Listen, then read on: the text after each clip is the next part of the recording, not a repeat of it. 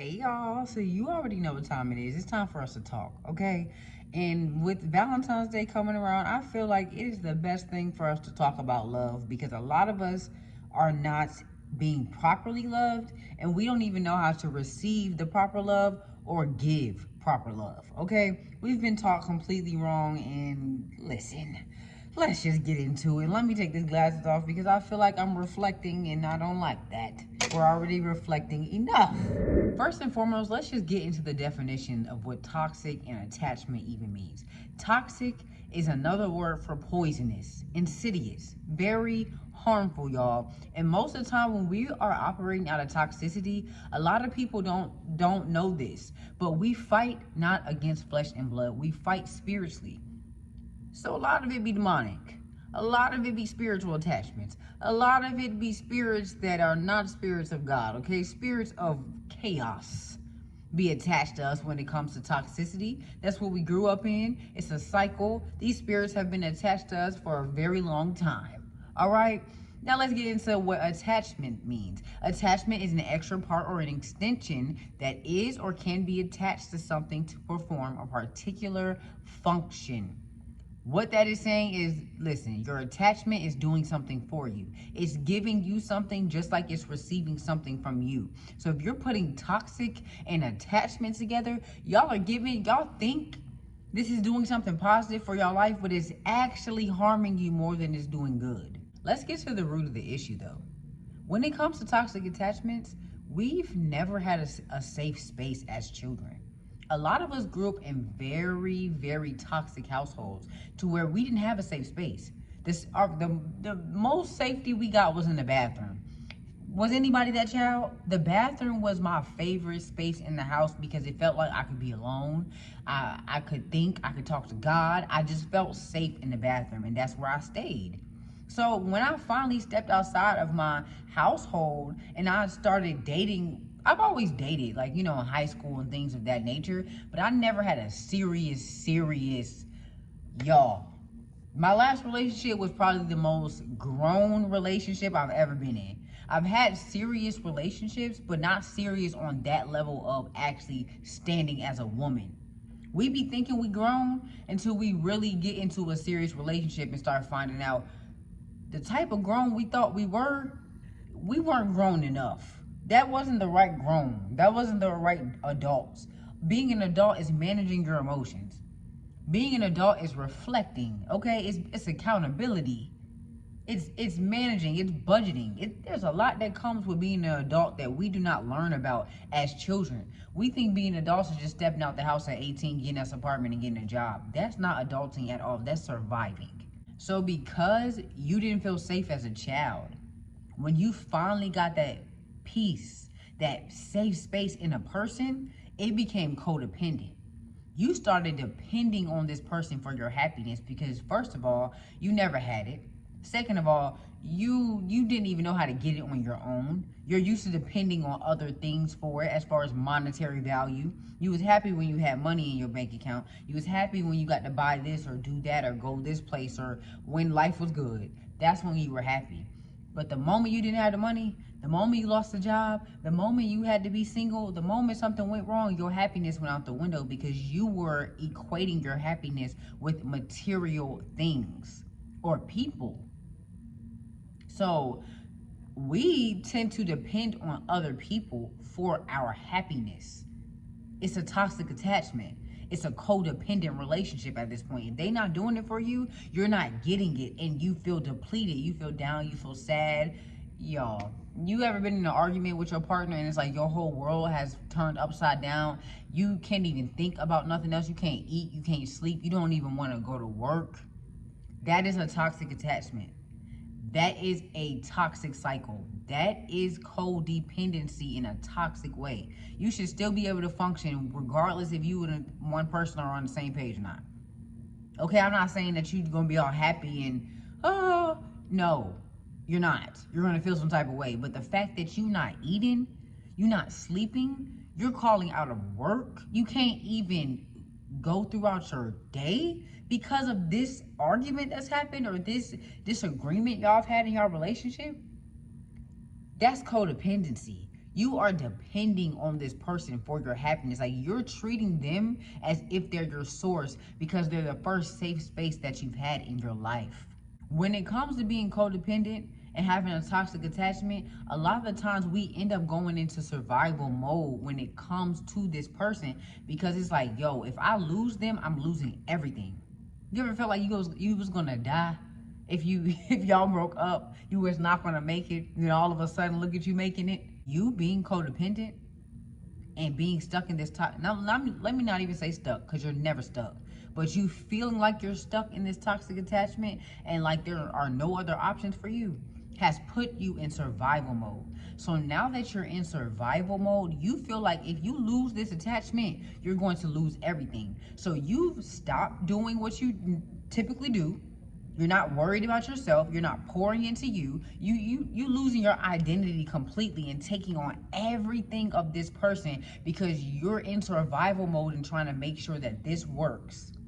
So you don't matter right now. Only this matters, because if this does not work, you're not going to survive. That's how you're thinking. That's the energy that you're taking on, the mindset that you're taking on, because you're in a codependent, toxic attachment.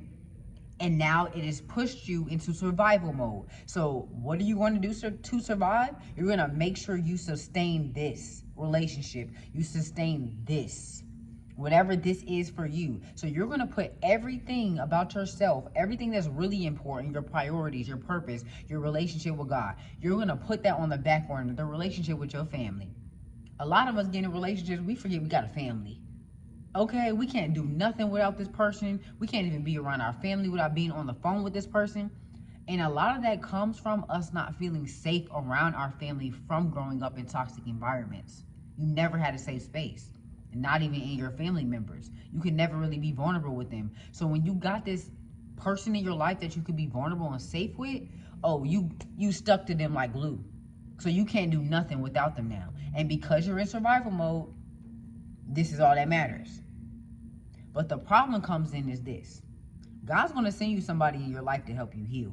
We all have had that one person, or are going to have that one person, or you might be currently in it right now, where that person has come along in your life to help you heal and properly receive love, because you've never really received it and you don't even know what it is. So you have a person in your life who is with you through your toxic stage.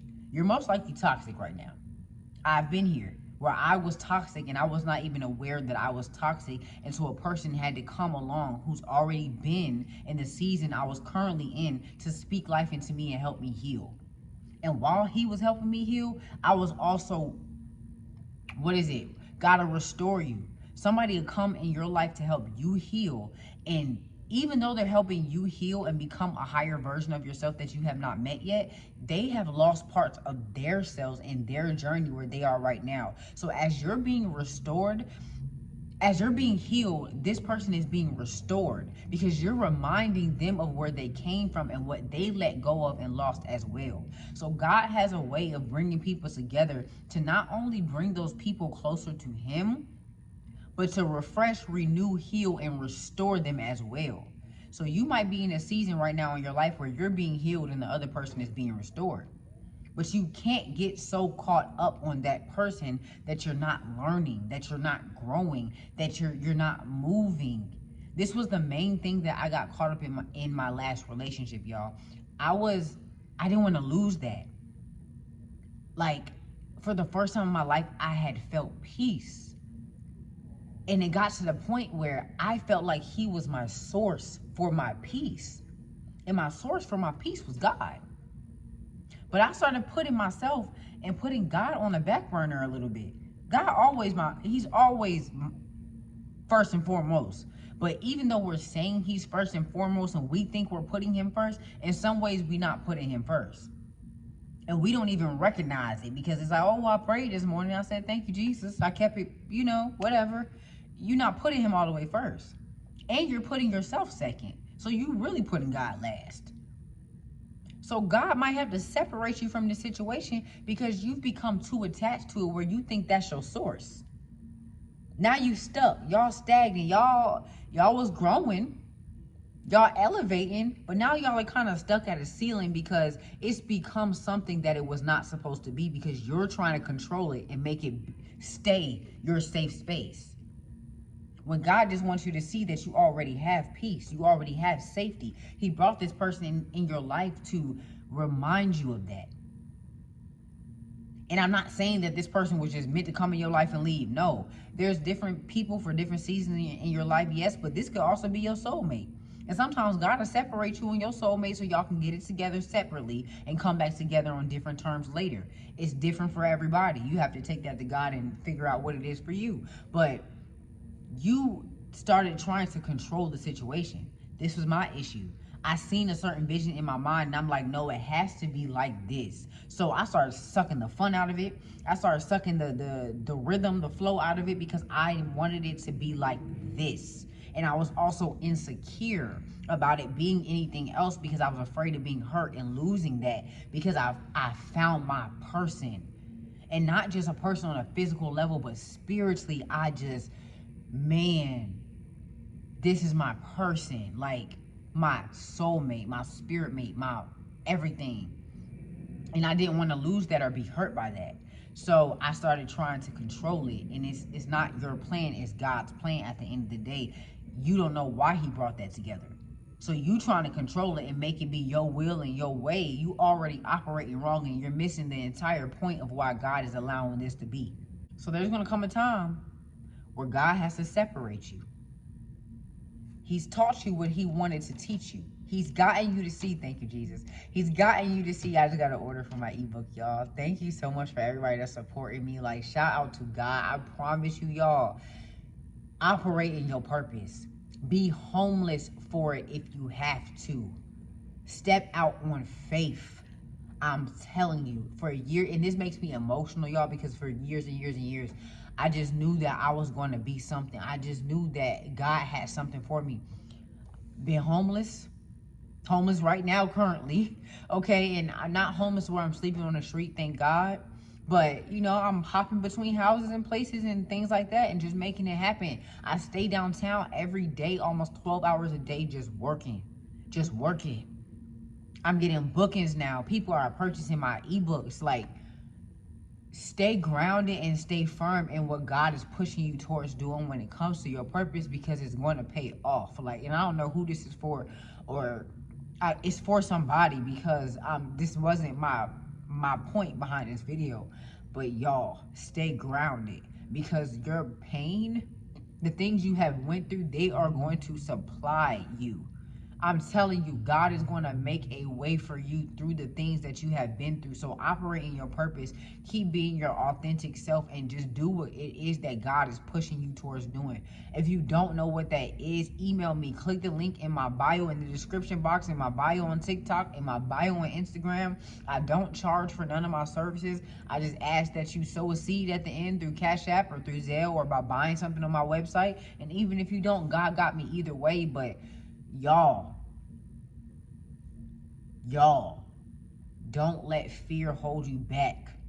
I'm telling you, I was so scared for so long, and I kept thinking, well, maybe I just need to go back to a job. Maybe I just need to do this. Maybe I need to, because God, how am I going to eat? Where am I going to sleep? I'm sleeping underneath my sister's freaking desk in her dorm room on an old rolled up carpet with some fabric and a pillow.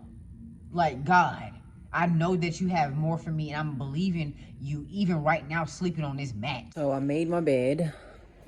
It's a carpet that was at the old apartment, and I just covered it with this fabric that I had. And we're living it up. This is a king size, California king, you know? Memory foam, y'all. Memory freaking foam. And it has like the suede outside, you know, them beds that be covered in suede. Like, yeah, we're living it up. All right, y'all see it? Yeah. That's where I'm sleeping. That's my office. Anyways, going to bed now. So talk to you guys later. See you in the morning. I'm going to roll it up every single day, and I'm going to go downtown and I'm going to work, because I believe you. Keep believing God, all right? Keep believing God, because I'm telling you. I'm telling you. And like I said, y'all, click the link in my bio. Even if you don't click it, stay faithful. Continue to pray for revelation. Reflect on why it is that you're even going after what it is that you're going after. Like, and I feel like I'm going away from the purpose, the point, but ooh, I don't know where that came from, but give it on track with me. There comes a time where separation is necessary. God has already shown you what it is that he needs you to see. You see that you are worthy of love. Somebody is going to stick by your side and be there for you. But what God really wants you to see is that the love that he allowed to come into your life is nothing compared to the love that he will give you. He just wanted you to be receptive and open enough in your heart to accept love so that you can accept the love that he's been trying to get to you. You've become so hard at heart because of what you went through that you don't even believe God. You're not even accepting the love he give you, nor are you paying attention. And you want more for your life, but you don't even know how to attract it or accept it in your life because you don't even feel worthy. All the things you've been through in your life have piled up on you to where you don't even feel like you worthy. You shut down and close off your heart and put your walls up way high to where you just hard all the time. And God had to bring somebody, or is bringing somebody in your life, or has somebody in your life right now that is going to soften you up and get you back to the space to where you can feel safe and be at peace, to where you can accept love.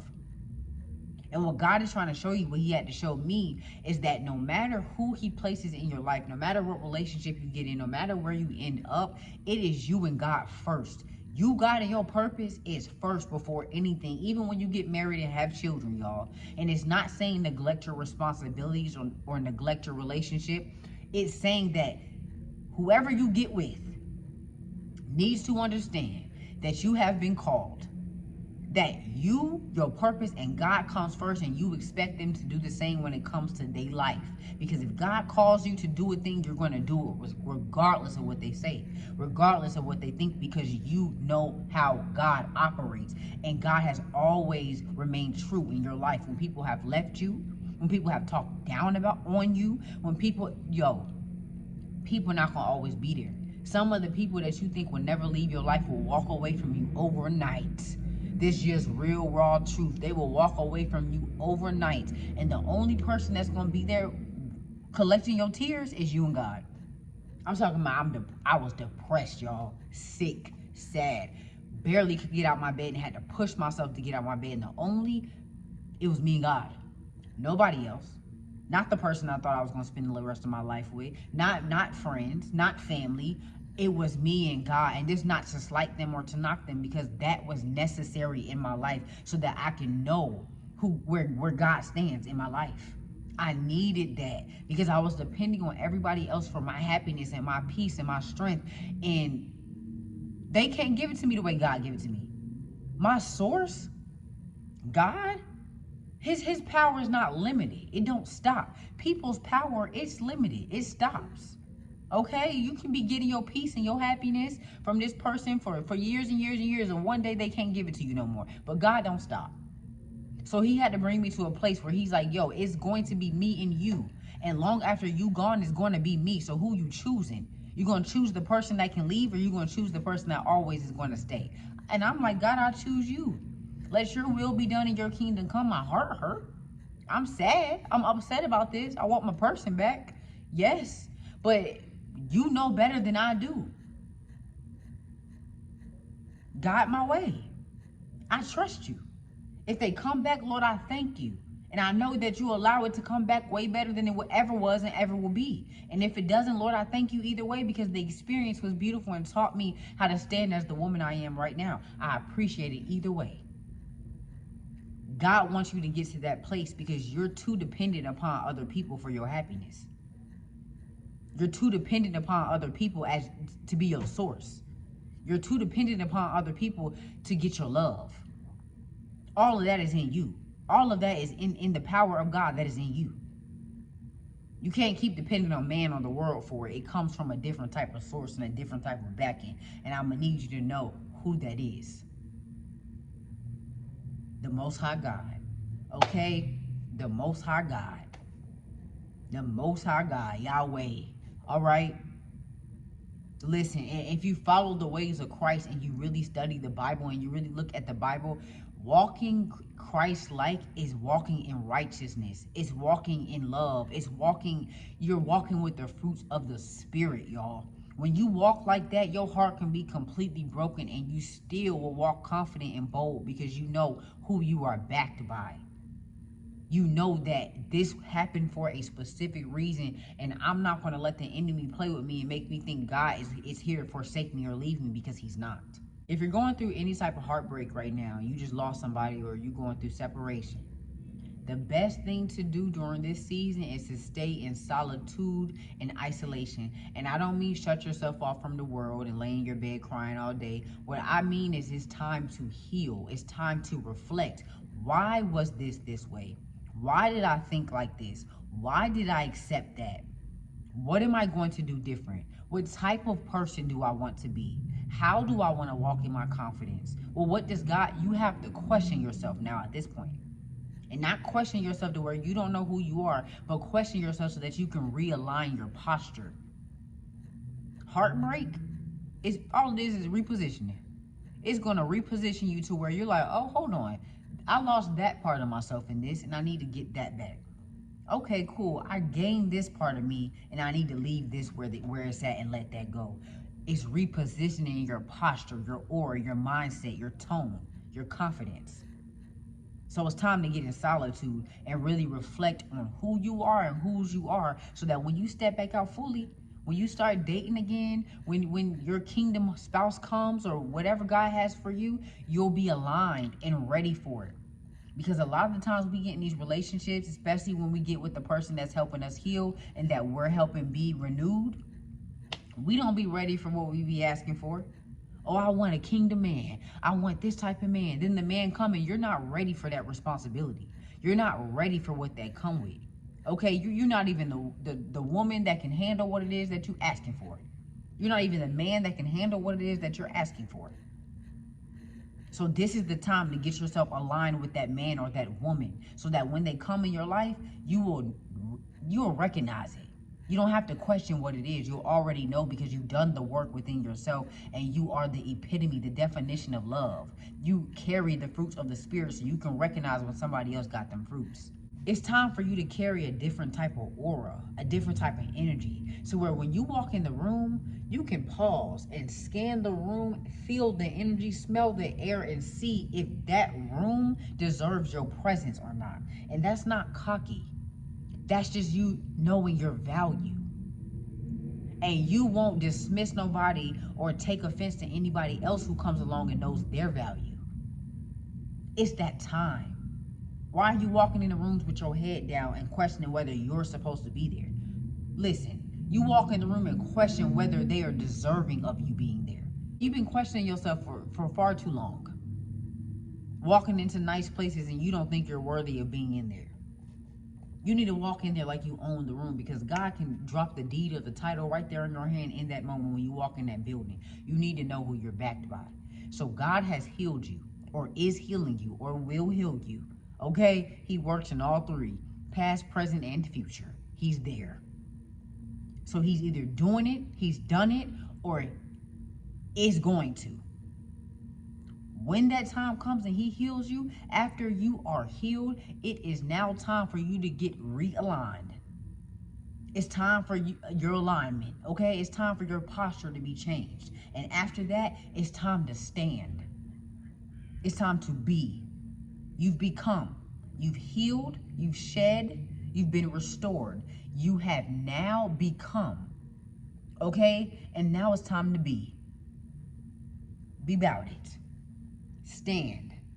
Know that your purpose, there's pain that's going to come in it. Everything you've been through was to shape you and mold you to stand right in the moment that you are in right now.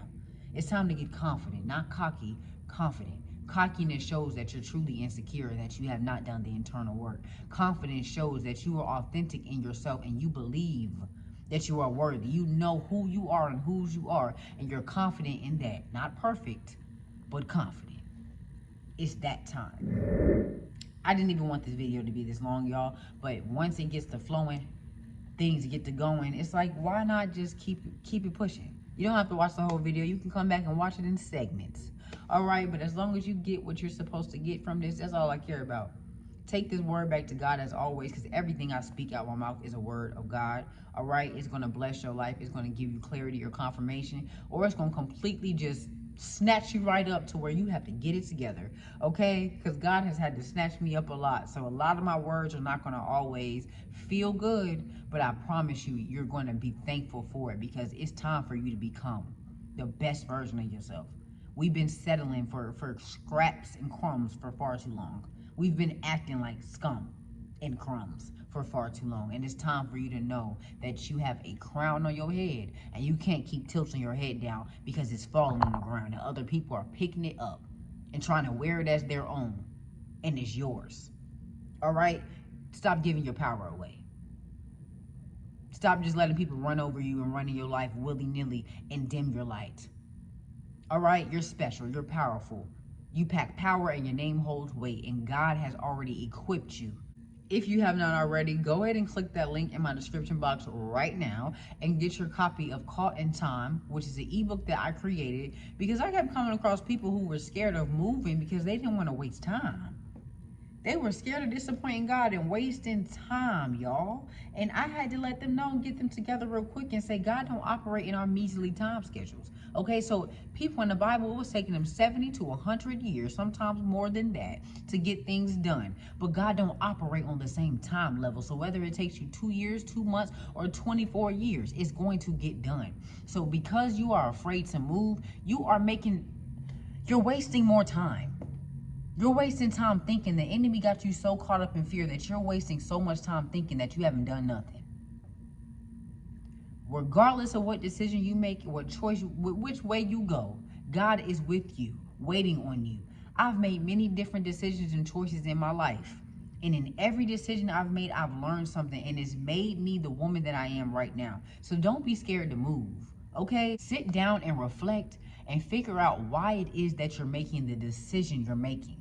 God don't put certain ideas and visions in your life just for, come on now.